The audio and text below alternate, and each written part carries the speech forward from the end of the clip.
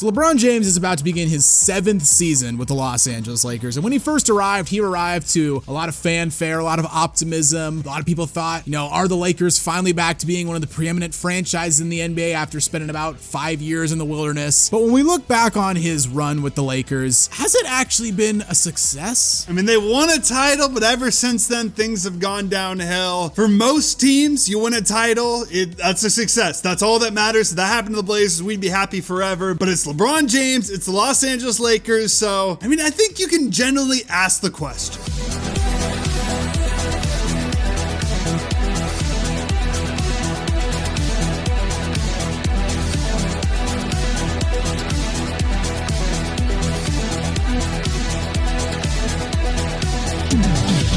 Before we start talking about LeBron's Lakers run, if you haven't already, make sure you leave this video a like, give us a subscribe, and hit that notification bell so you never miss out on one of our videos.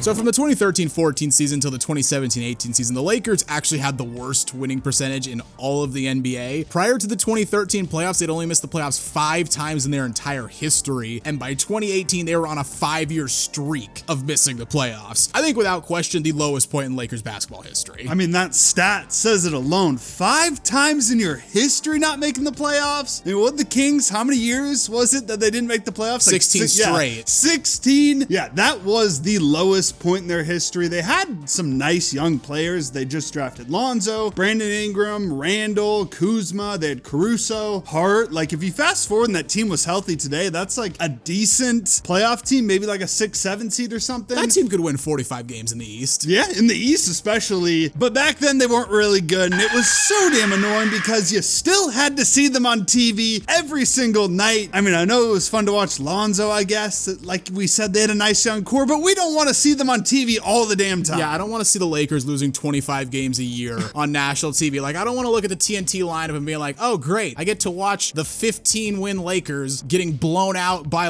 Minnesota. Exactly. It was frustrating. They were so bad at this point that the Blazers had a 16-game winning streak against them that lasted over 3 years. Good times. Better times. Yeah. They did bring in Magic Johnson, though, to be president of basketball operations, and he was kind of the one bright spot for the organization around this time. Now, did he have any experience in a front office before as a GM or an agent or an executive? No.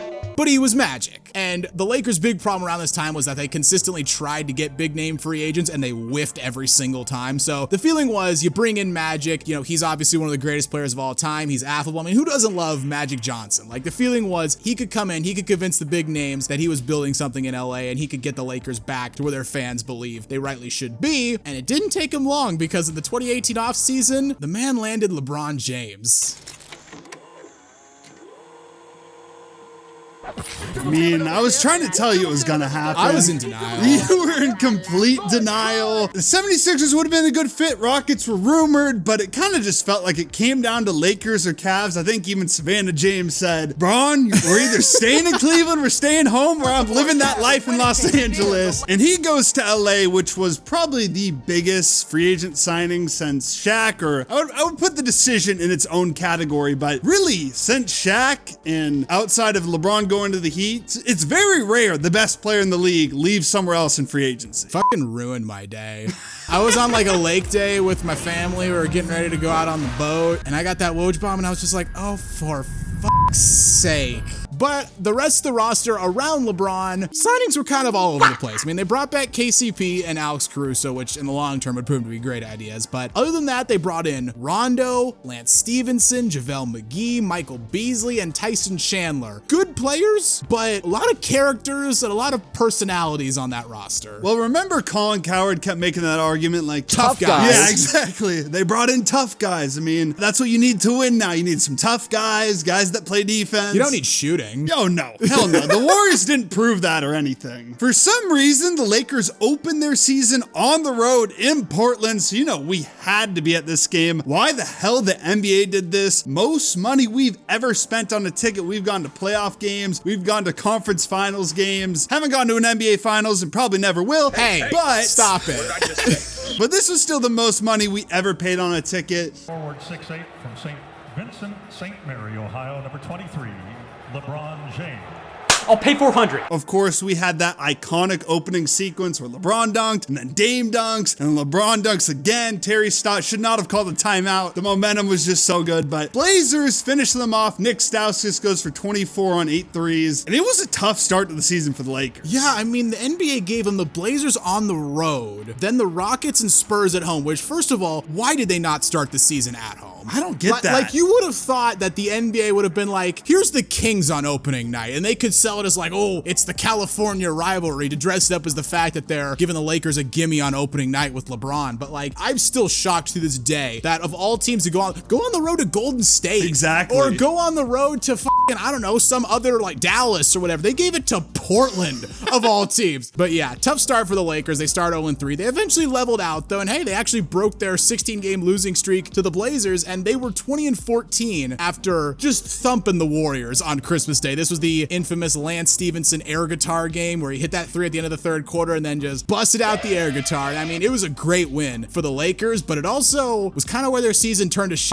because they lost LeBron to a groin injury early in the third quarter. And this was really like the first major injury of LeBron's career because he was held out for over a month with this. And I mean, the year prior, he had just played all 82 games. Like, he was still an Iron Man even at age 34. Yeah, but he was getting up there in age, and the rest of the season was awful for the Lakers. They go 6-11 without LeBron in the lineup. Even when he returned, they weren't very good. There was that one moment where Rondo just quit on the team and was sitting on the bench. Oh, that's right, yeah. And it didn't help that the entire rest of the season was just filled with Anthony Davis trade speculation. Of course, Brandon Ingram shooting free throws, and he's getting the chance. LeBron's gonna trade you. That'll do something for your confidence. Yeah, the trade never went down. Anthony Davis requested the trade. There was like a rumor of what the Lakers offered, but it never went down. The Lakers fall all the way from the 4th seed. They eventually shut LeBron down from the year. They're eliminated from playoff contention by D'Angelo Russell and the Nets. That one year where D'Lo was just balling out. Yeah, former Laker at the time, D'Lo, now current Laker, and soon to be probably former Laker again. Just a massive disappointment for the Lakers. I don't think anyone like expected a championship, but no. At the same time, you at least expected to make the playoffs. I mean, didn't LeBron go to like 8 straight finals in the East in the years prior? Like, not even making the playoffs? And now his season was ending thanks to a buzzer beater from Mo Harkless. Just insane. How the mighty have fallen. So the first big move of the 2019 offseason, it wasn't a player coming in. It was Magic Johnson stepping down as president, and this was so damn random because he just came in to kind of be the savior of the Lakers. There was so much dysfunction with them. He just got LeBron there and everything, and he had that weird, like, I don't even know what you'd call it. It wasn't a press conference. It was just like him getting interviewed. It felt so weird. He went on First Take to say the main reason he was leaving the Lakers was just frustration with other members of the Lakers organization, and then disagreements with the firing of Luke Walton. I mean, we've heard behind the scenes stories of the Buss family. It kind of makes sense what he was saying, but it was still just very weird. Yeah, Magic at the end of the day, probably not the greatest pick for like a team president. He's more of like an ambassador, right? Yeah. Everyone loves him, right? But to be like a team president, you got to do a lot of nitty gritty stuff. You got to do like scouting. You constantly got to talk to other GMs. Like, it doesn't sound like a role that Magic was really built for. And from what he said about it, it doesn't sound like a role he really enjoyed either. So he steps down. I mean, he wanted to fire Luke Walton, but 3 days later, the Lakers just fired him anyway. So, okay. They hire Frank Vogel. He's fresh off 2 sub-30 win seasons in Orlando. Yeah, I really don't remember his Orlando tenure that much, but because it was that uneventful. Yeah, I guess the theory was you bring in a very good defensive coach, you bring in AD shortly after, they land AD finally. They have to send out a ton of young players, a ton of draft picks. They make some really savvy moves to fill out the roster. I mean, we just made a video on this, so if you want to check it out more in detail. Instead of going after a 3rd star, they brought in veterans, race out to the best record in the NBA. The bubble happens. Again, we got a video on all this. Beat the Blazers in the first round, take out the Rockets in 5, dominate the Nuggets and Jokic in 5, then beat the Heat in 6 to win an NBA championship. Obviously, this season was a tremendous success. I mean, you can put the asterisk on the season if you want. It was the weirdest playoffs you'll ever see, and it's still, to this day, we say it every time, does not feel real, but the banner exists. They won a championship. That's all you can really say. Yeah, I mean, they didn't have to deal with anything that any other team didn't also have to deal with. Now, will I ever go back and watch the highlights of this playoffs ever again? No. No, I don't think I will. Because watching basketball to silence it's like nails on a chalkboard. I can't do it. I can't do it. But I mean, a huge, massive difference from year one. We've gone from huge disappointment of missing the playoffs to literally the best possible result.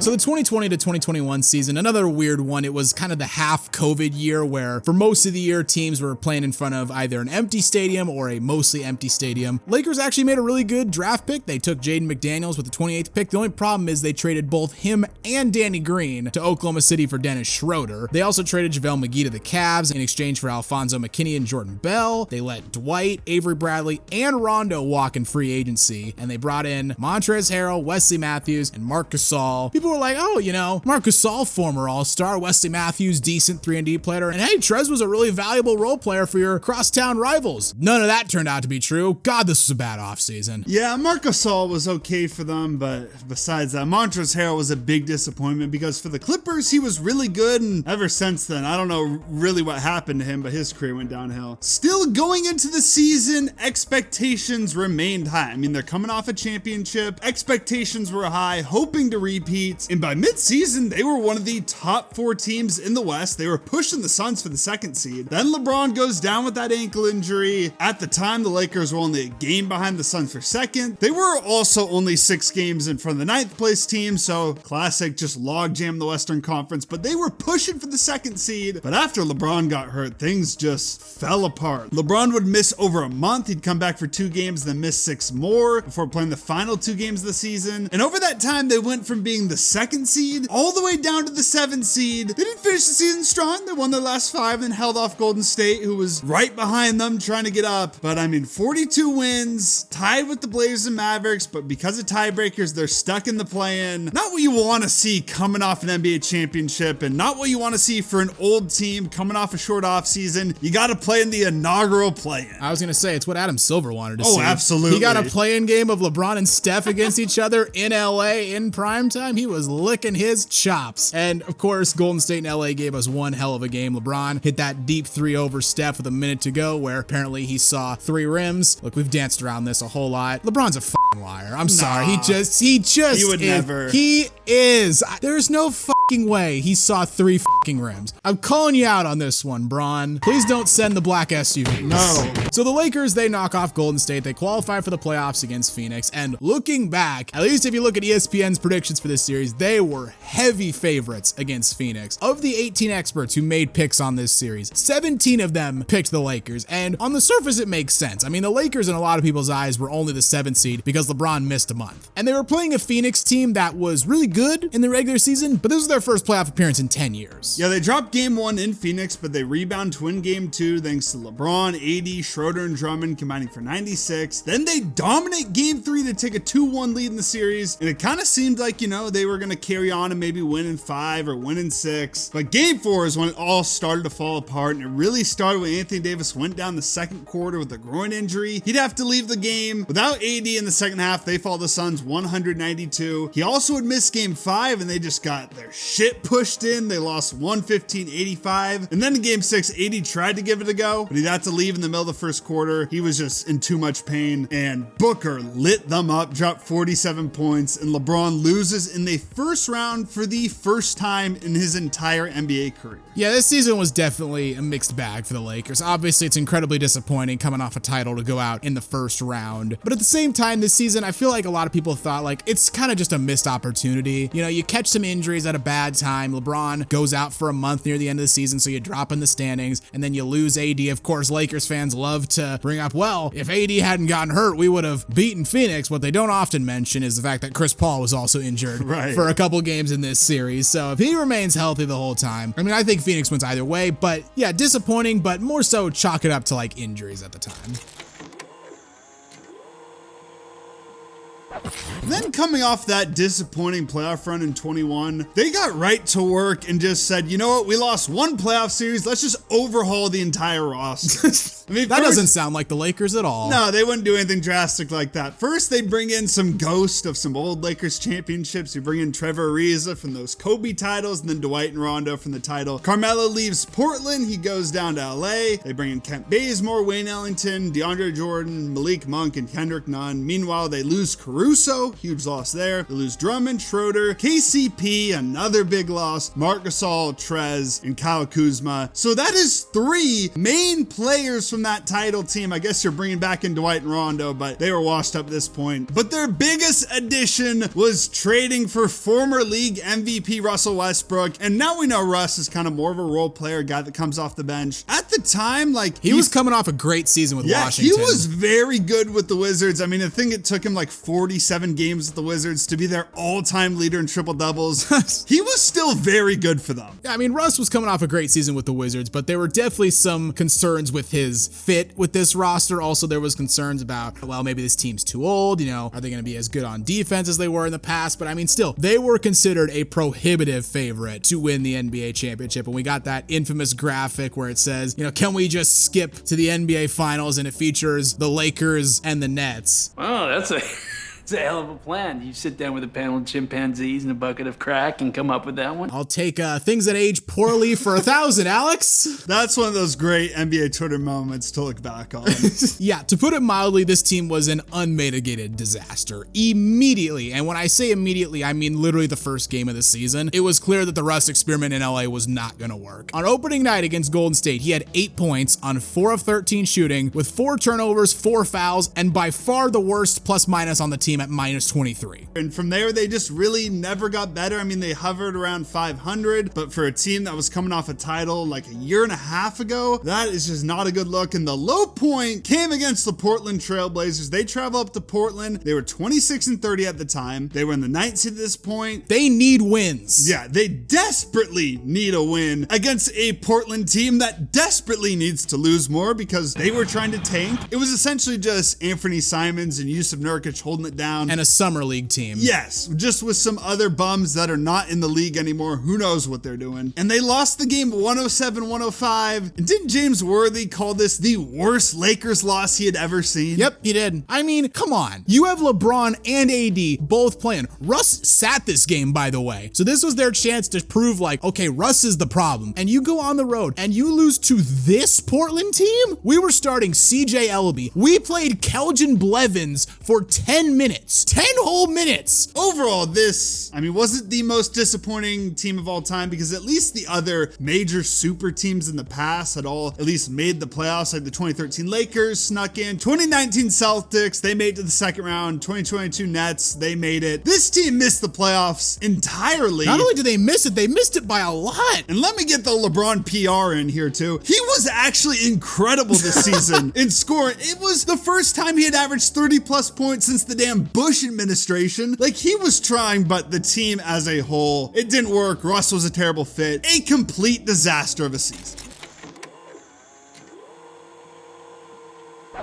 So in the 22 offseason, obviously, when you have a failure this badly, I mean, someone's got to take the fall somehow, and it turned out to be Frank Vogel. Never mind the fact that he had just won you a title 2 years prior. To this day, I think we can all agree, terrible decision. I mean, it reminds me of what the Bucks did shortly after firing Budenholzer. It's like a knee-jerk reaction to a bad result. Yeah, every time a team has a bad season, there has to be something that changes, and I get it, the NBA moves quick, but sometimes, like, just relax a little bit, Lakers. Like, let's chill out here. Yeah, they hired Bucks assistant Darvin Ham to be their head coach, and their offseason, again, was pretty terrible. They lost really their only good shooter, Malik Monk, to the Kings. Dwight and Melo weren't brought back. They tried to trade Russ. Again, like, why fire Vogel when very clearly Russ was the biggest problem? I don't think he was the only problem, but he was the biggest problem. But Vogel's got to take the fall because you can fire him really easily. You can't trade Russ really easily. I mean, they tried. And their only really big additions of the summer, they brought in Dennis Schroeder, and they traded for Pat Bev. I mean, they made a few other moves kind of around the edges, but that's it. Yeah, I mean, goddamn, the start to the season was so damn bad for them. They started the season 0-5. The first month of the season, they were 2-10 and had the worst record in the NBA. I remember specifically after their loss against the Blazers, a game they had wrapped up, a game where Russ took a dumb mid-range shot late.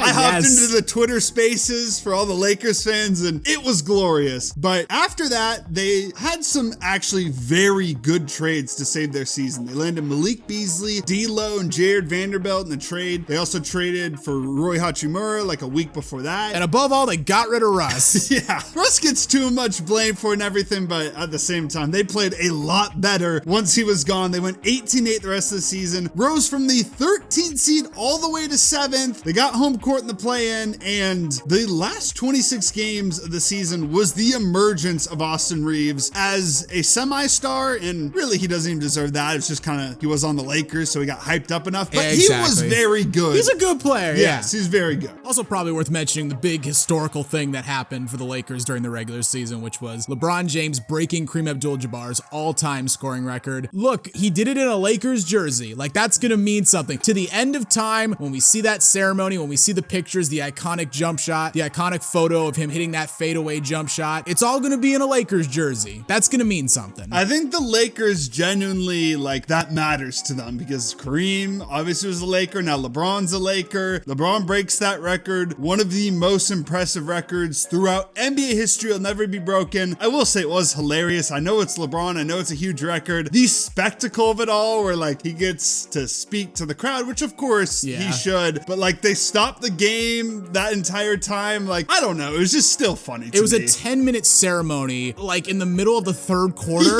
of this like random game. Also, people forget they fucking lost the game to Oklahoma City. I honestly forgot that until you just brought it up. So even more hilarious. Lakers then obviously had a very impressive playoff run. They beat Minnesota in overtime in the play-in game. They dispatched the Grizzlies in round 1, beat them by 40 in game 6 at home, beat Golden State in the second round, and probably what's going to be Steph and LeBron's last playoff matchup. So going into the conference finals, they're matched up against the top-seeded Denver Nuggets. Keep in mind, they had beaten this Nuggets team pretty handily only 3 years prior in the bubble. And even though these teams were very different than they were in 2020, and the fact that, again, the Nuggets were the top seed, the way the Lakers have been playing in the second half of the season and in this playoff run, it had a lot of people kind of believing like, oh, maybe do the Lakers have a chance in this series?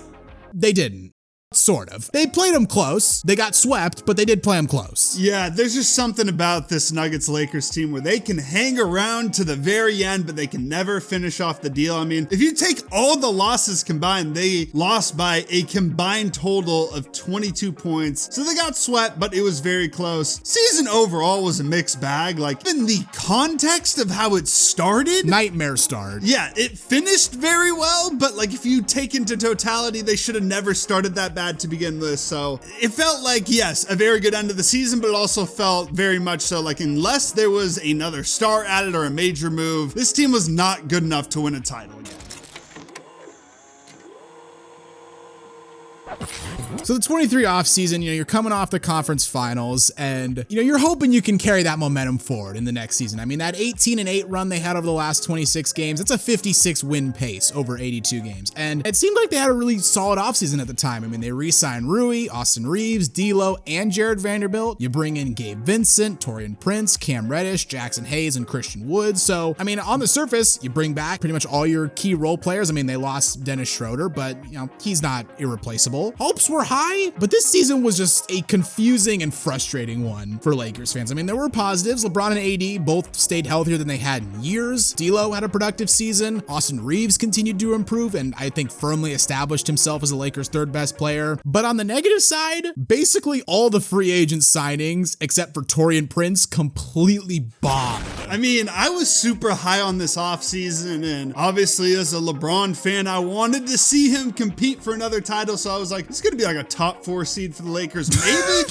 top 3, and you can laugh now, but that was honestly kind of a popular opinion at the time. But yeah, it's just, they hovered around 500 for the first half of the season. They were 20-21 at the halfway point, and they picked it up in the second half of the season. They were 27-14 in the second half, got the A seed. They had to deal with New Orleans in the play-in matchup, but they got past that and matched up with Denver in the first round. But like we said, Denver was just not a good matchup with them. Like, it was basically literally the same thing as what happened the year prior. This time it just happened the first round. Except the Lakers also got one game. Okay, that's true. They won one game this time. So maybe if they play them next year in the playoffs, they'll win too. Yep. One year at a time, baby. No, they won't do that. It was the same series. They lost 4 games in the conference finals to Denver by a combined 22 points. This year, they lost 4 games to Denver by a combined 22 points. Same exact series. They could not close games against this Denver Nuggets team. And going into the playoffs, there was this theory that was thrown around by a lot in the media. It's like, oh, well, maybe the Lakers are actually like one of the 2 or 3 best teams in the NBA. It's just, they have to play Denver in the first round. That theory kind of got obliterated when Denver lost in the second round to Minnesota. Like, that theory was contingent on Denver having a deep playoff run. And when Minnesota beat them, and then especially when Dallas beat Minnesota, you don't always want to do transitive wins because it doesn't always make sense, but I think cold water kind of got poured on that theory. I mean, my thing is, could they beat Minnesota or Dallas in one playoff series? I think maybe. I mean, they're a much better matchup than Denver is. But the thing is with this Lakers team at this point, like, there's no way they can survive an 82-game season and then 3 or 4 playoff series to win a title. Like, LeBron's too old at this point. We're seeing what he's doing at the Olympics right now. Like, if you give him rest between games, not that many games, he can look like the best player in the world. But over the course of an entire season, this team is just too old and beat up. Yeah, this season, it's a massive disappointment. You had everything going for you, and you're under 500 midway through the season. You lose in the first round. It's a huge disappointment. It's what it is. I think it is, but I think it's just because the media like hypes them up is this thing. Like they were not a championship contender at all, but you hear on the media, oh, could the Lakers beat Nuggets this time? Like, is this the year they've been healthier? Like, given the roster, it's honestly not that much of a surprise, but with the media and it's the Lakers and it's LeBron, that's the problem here.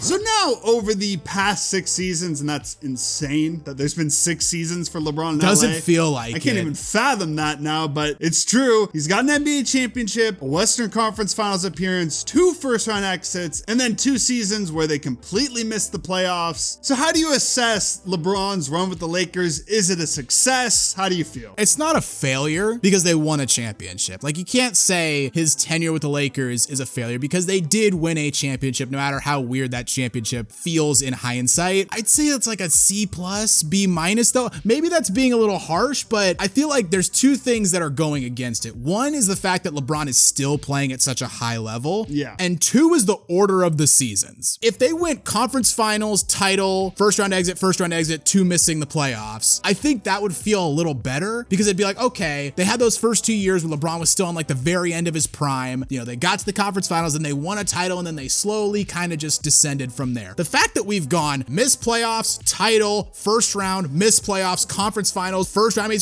it's all over the place. There's no like arc to it. It's kind of just like bouncing around all over the place. And also, I mentioned earlier, the fact that LeBron is still playing at such a high level. If he had started to taper off like most athletes do, it would be like, okay, you know what? He's getting old and his play is not what it was. The fact that he is still as good as he is, it makes it seem like the Lakers are wasting him even though he's 39, which is nuts. Well, I completely agree on that point. Like, the Lakers front office made some just horrendous decisions. I mean, after the Anthony Davis trade, you had to make that trade. That was smart. I know you had to give up a lot and that hurt your kind of future ability to make moves. LeBron has been very good for the Lakers. He's still playing at an extremely high level, but I would say it's a success, but I kind of agree, B- if I had to give it a grade, because they should still have some flexibility to make moves at this point, but they just kept kicking the can down the road and they're like, okay, we'll make this move now to, make the team a little bit better, maybe compete in the playoffs. And really that Russ trade killed them. Not Russ's fault, but you give up 3 main rotation players who are still good players to this day. You give up a pick. I'd say it's a success, but there's got to be like an asterisk there. I mean, there's already the asterisk for the bubble, but now there's also an asterisk here because it could have been a lot better. Yeah, I mean, that 2021 offseason is what really killed them. Exactly. I mean, if they had just kept the team together and ran it back, I think they could have gone back to the conference semifinals, maybe in the conference finals, maybe the NBA finals. The fact that they tore it down after a playoff run that was cut short really because of injury, and they tore the entire roster apart.